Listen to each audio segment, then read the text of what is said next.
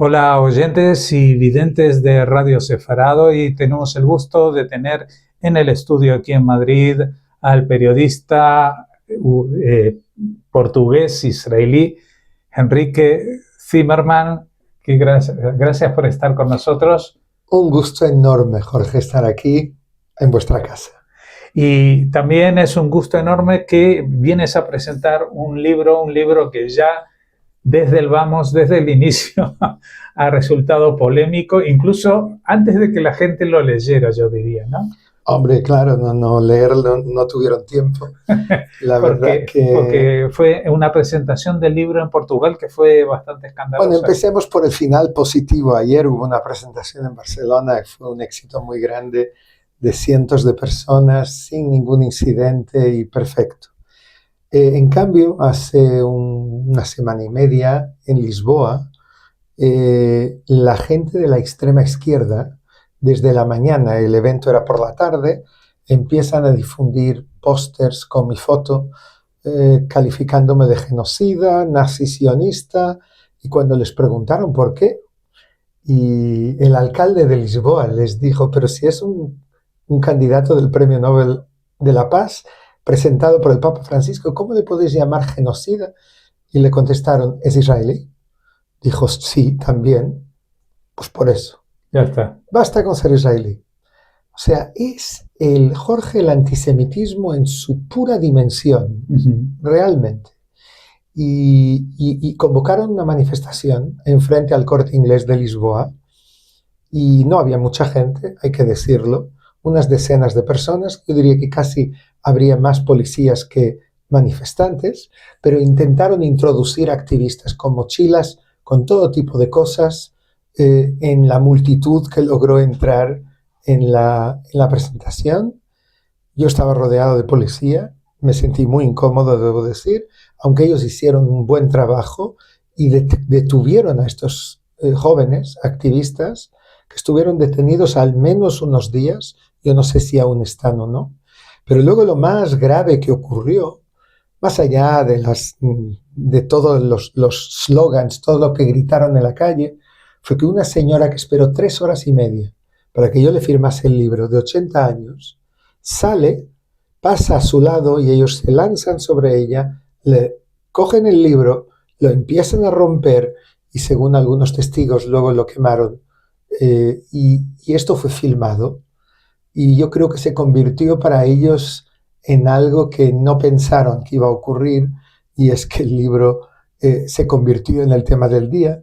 Todo el mundo hablaba de esto, fue muchísimo más vendido y vamos por la 4ª edición en 15 días. Bueno, por lo menos tiene ese lado bueno.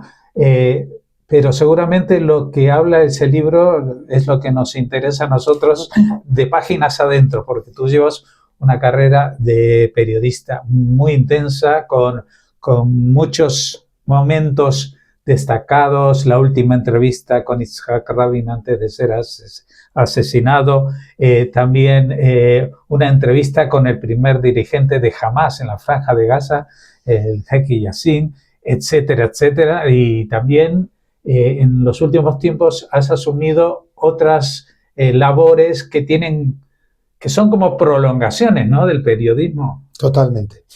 Sí, pero el libro este es especial, y yo viendo la reacción de la gente, incluso de los periodistas que leyeron el libro, me doy cuenta de que casi sin querer toqué en cosas bastante delicadas que intentan de alguna forma desmantelar, desmontar toda esta argumentación que existe, bastante absurda, pero muy difundida, desde el 7 de octubre.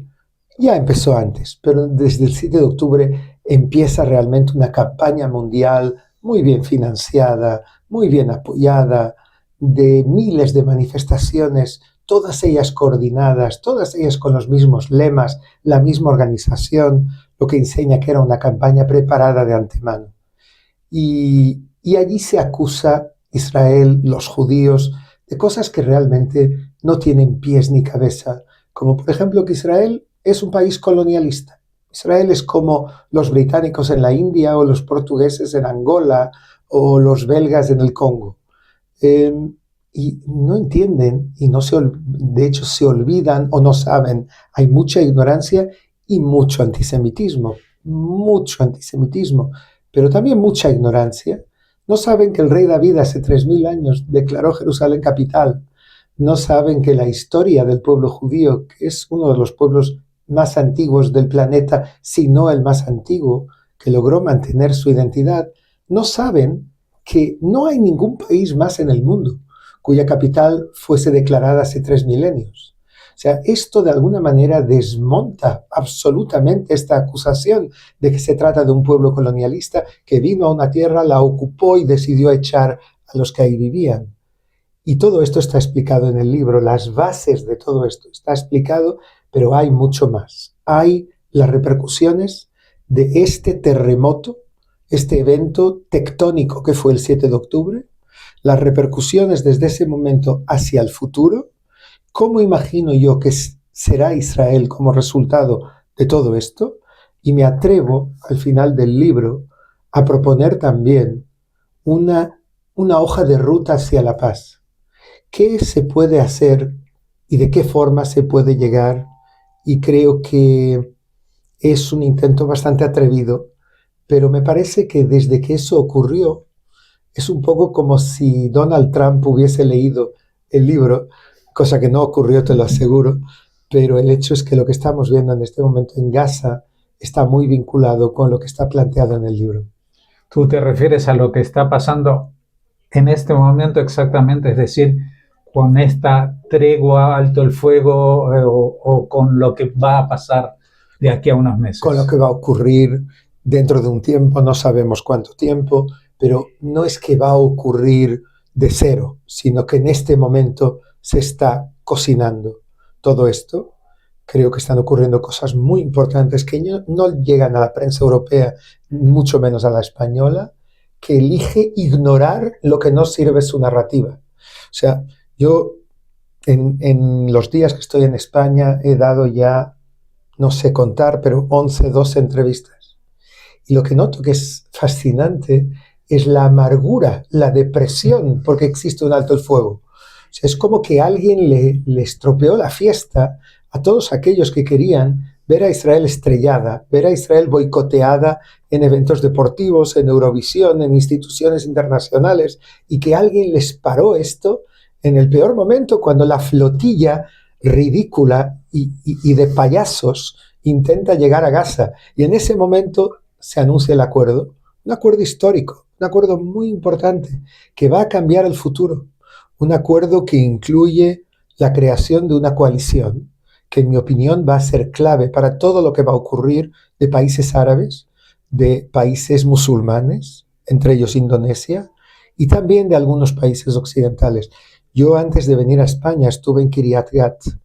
Le llaman ahora, irónicamente, Kiryat Gat DC, como Washington, porque es la sede de la base norteamericana e internacional desde la que se dirige el día después en Gaza. Y créeme que no hay 200 oficiales en Kiryat Gat, además de que Kiryat Gat no es exactamente un lugar turístico, que estén haciendo turismo. Están allí trabajando. Y hay un plan concreto. Y hay un mapa hacia dónde tenemos que llegar. Y yo creo que aquí aún no se han enterado de todo esto. O sea, según lo que tú dices, y también se refleja en el libro, ese camino puede tener distintos accidentes, pero está trazado y va hacia un futuro determinado, ¿verdad? Lo resumiste mejor que yo. Los accidentes están allí y son intrínsecos, son parte del proceso. Uno de los grandes errores, aparte de los estereotipos que hay en España, cuando se estudia lo que allí ocurre, es que lo miran con ojos occidentales, como si estuviésemos no en la frontera entre Israel y un grupo de los más bárbaros, violentos del planeta, sino que estuviésemos en la frontera entre España y Francia. Y claro, cuando estás tan cómodo en Madrid o en Barcelona, en el aire acondicionado y con todo lo que necesitas, y con gente que más o menos mantiene una serie de valores y de principios, y miras esa zona, no puedes utilizarlo utilizando los mismos parámetros para analizarlo. Necesitas mirarlo con ojos de Oriente Medio. Y eso es algo que la mayoría de los periodistas ni saben, ni dicen. Hoy tuve varias entrevistas y hice una especie de encuesta sin nombres a varios de los periodistas. ¿Vosotros sabéis, les pregunté, qué piensa Hamás de un Estado palestino? Y todos, obviamente, claro, Hamás está haciendo todo lo que hace para crear un Estado palestino.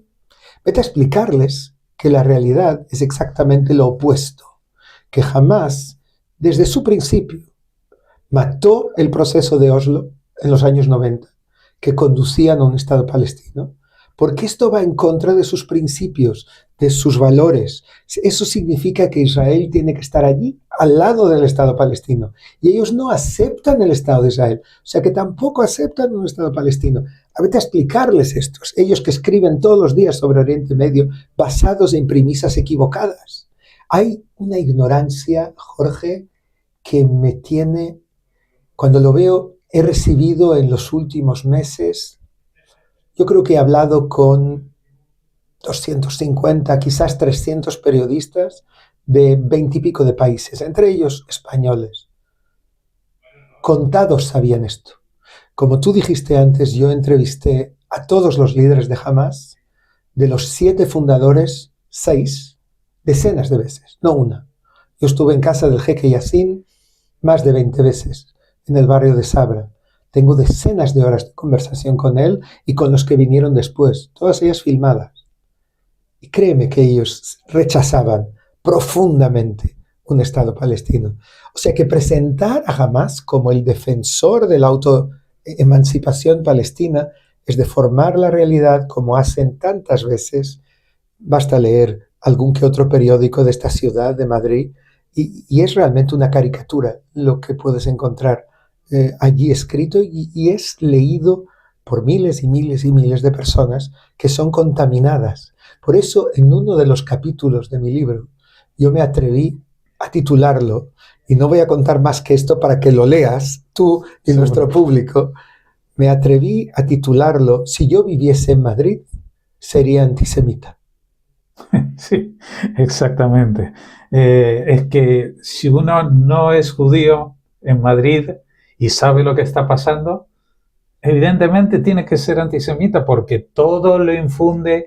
Y hoy en día, por ejemplo, la utilización, seguramente eso no habrás alcanzado a ponerlo, pero sabes que en España ya la palabra Israel genocida no lo dicen solamente los extremistas, lo dice el gobierno. Bueno, el gobierno español es hoy en día uno de los gobiernos más problemáticos del mundo. Yo creo que de las 40 democracias que hay en el planeta, no son tantas, es el que lleva la voz cantante en este espíritu antisemita de raíz. Pero mira, no es una sorpresa si tú te das cuenta que cuando hubo la Revolución Francesa en Francia, en España estaban reanudando la Inquisición y los autos de fe. Pero la verdad es que yo me equivoqué, Jorge. Yo estaba convencido que España iba en otra dirección. Y cuando veo líderes políticos de este país diciendo que hay que crear fuerzas armadas que vayan allí a luchar contra Israel, cuando veo que desde aquí, que las cruzadas, hemos vuelto a la época de los cruzados, ¿a qué hemos llegado aquí? O sea, ¿quién provocó todo lo que está ocurriendo? ¿Israel? ¿Fue Israel que hizo la peor matanza desde la caída del Segundo Templo, según palabras de Yuval Noah Harari, uno de los historiadores más prestigiosos del mundo? O sea, ¿quién provocó todo esto? ¿Quién abrió las puertas del infierno?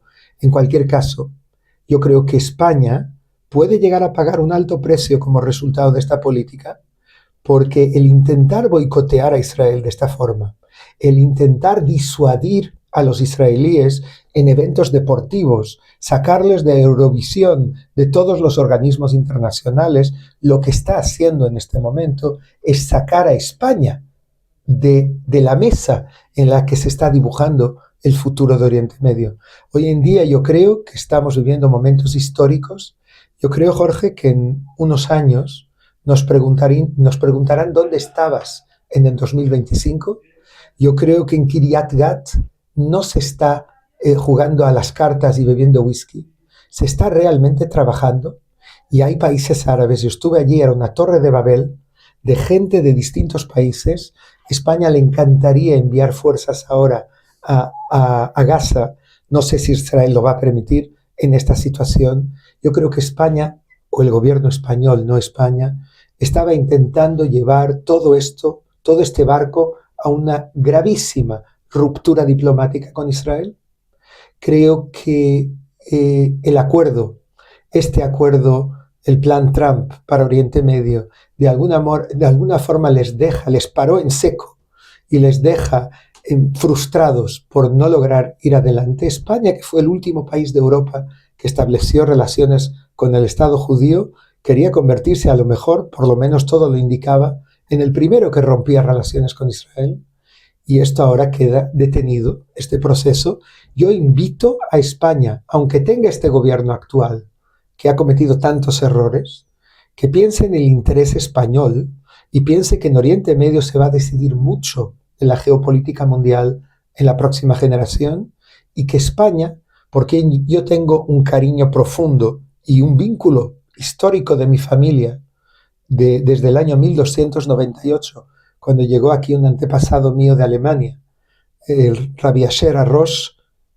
Yo me duele mucho que España quede fuera de todo esto. Yo estuve allí cuando hicimos la Conferencia de Paz de Madrid, que fue el principio de todo este proceso en 1991. Allí empecé mi carrera como reportero. Allí La Vanguardia me trajo y me metí en Antena 3 y empecé a trabajar con varios medios, y estaba allí en el Palacio del Rey con los representantes de Israel, de Siria, de Palestina, de distintos países árabes. Un momento realmente histórico, y mi sueño era que en Madrid se volviese a convocar lo que sería la culminación de los acuerdos de Abraham, la normalización entre Israel y Arabia Saudita, y quién sabe, pasos adelante significativos en el proceso negociador entre israelíes y palestinos.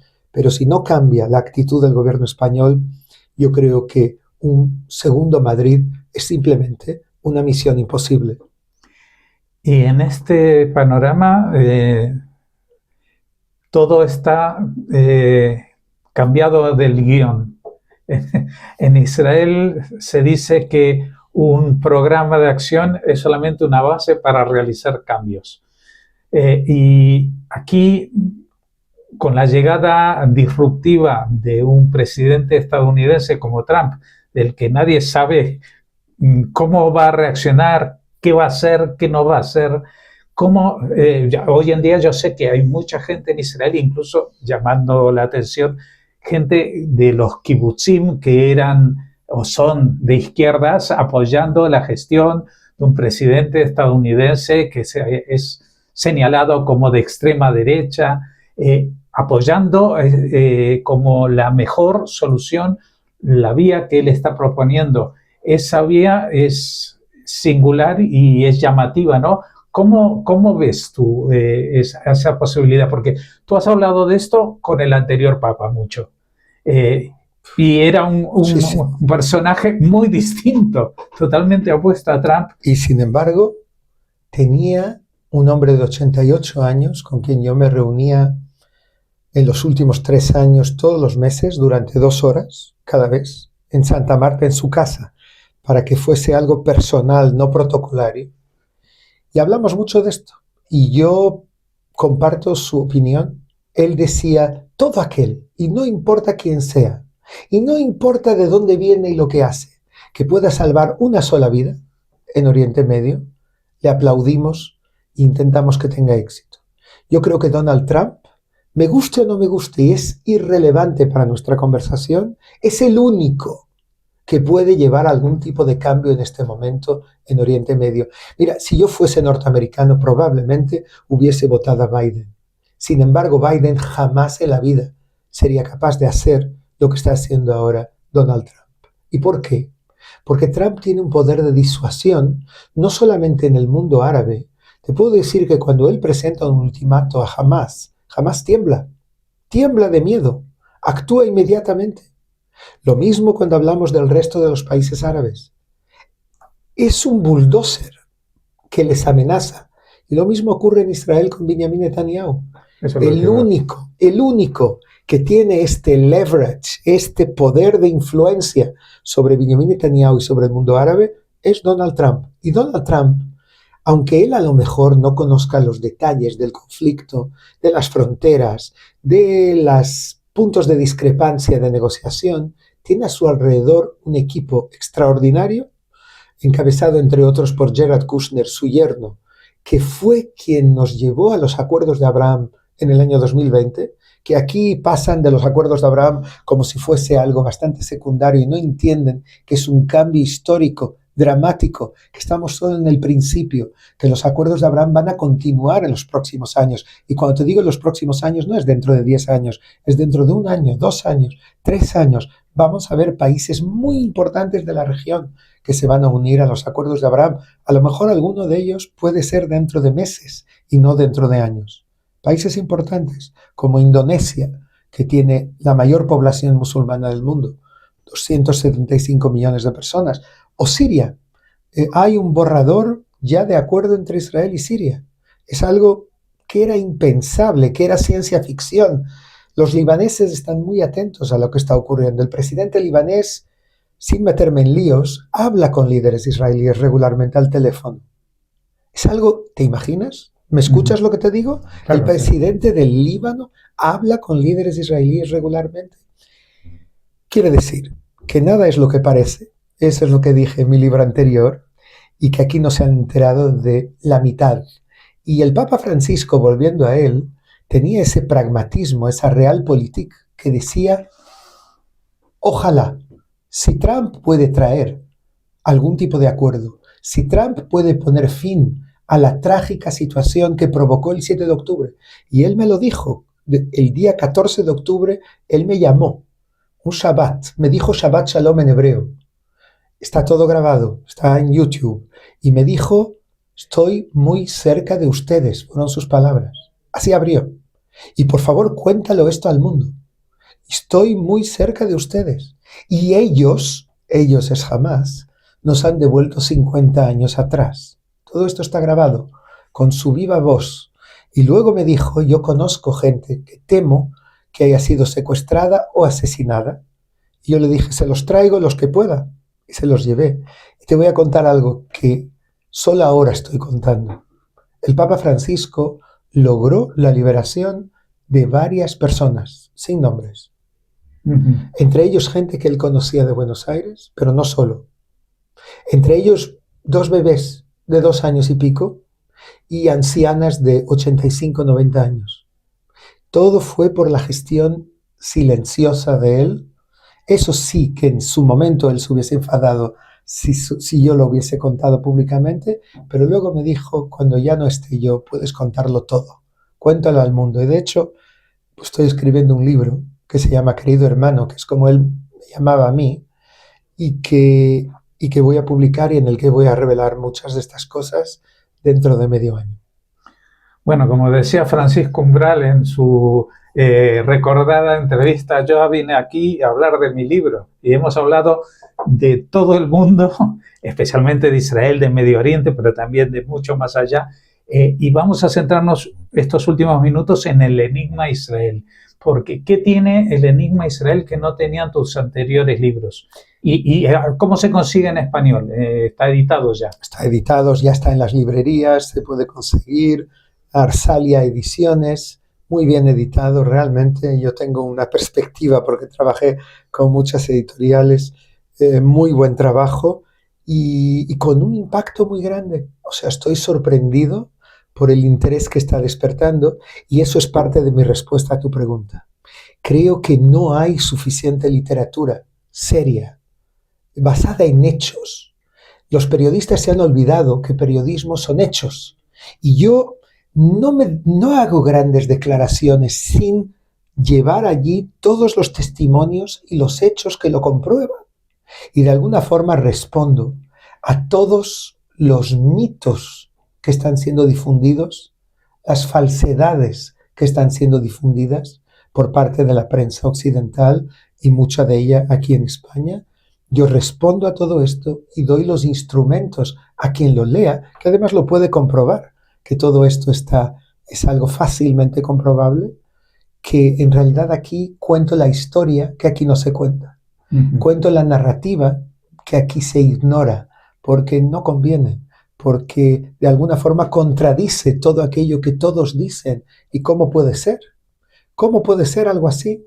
Entonces, cuando cada vez me vienen y me dicen, ya se está estrellando el acuerdo, ya está, se acabó, ya era de esperar, obviamente les digo, señores, quizás sea lo que algunos de ustedes deseen que ocurra, pero no, la dirección es una, 2 pasos adelante, 1 atrás, a veces habrá 1 adelante, 2 atrás, pero la dirección está clara.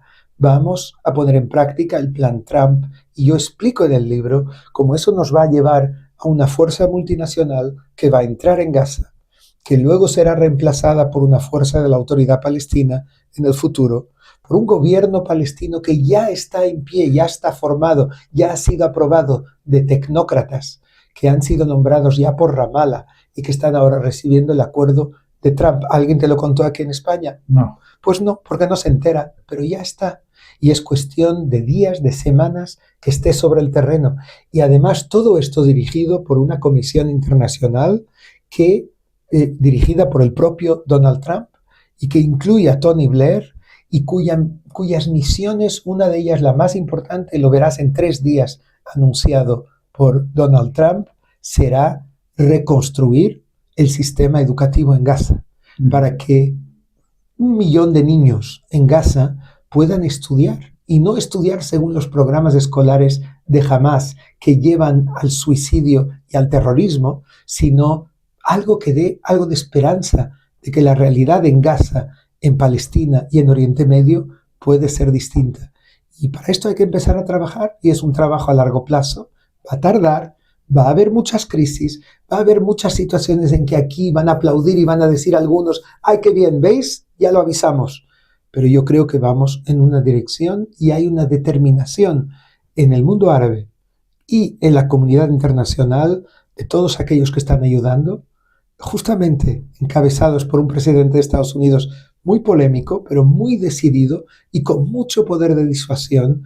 Yo creo que ellos tendrán la última palabra y que veremos eventos, yo creo, importantes en los próximos años, entre ellos una especie de normalización de relaciones entre Israel y algunos países árabes.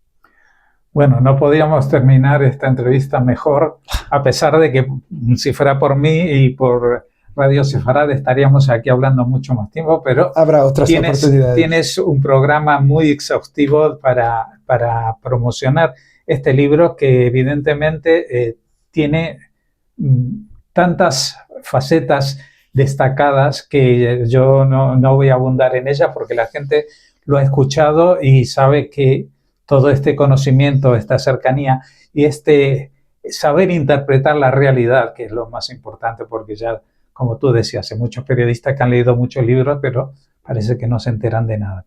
Muchas gracias, Enrique Zimmermann. Un placer estar aquí con vosotros y todos invitados a leer el libro y me encantaría saber vuestra reacción. Muchas gracias. Hasta pronto.